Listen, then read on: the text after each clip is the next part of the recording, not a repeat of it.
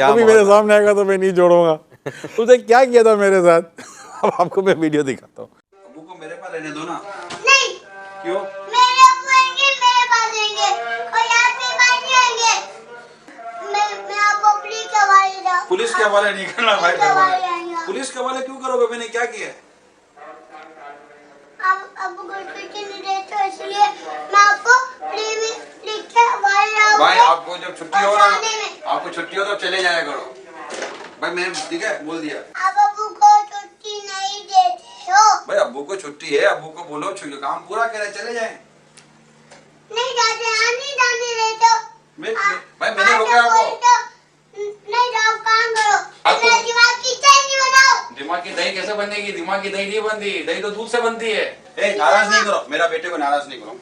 मैं अब्बू का बेटा हूँ, कोई आपका बेटा नहीं हो। हाँ, तो इसका- आप कोई अब्बू नहीं हो। मैं अब्बू ये नहीं हूँ। मेरे अब्बू है।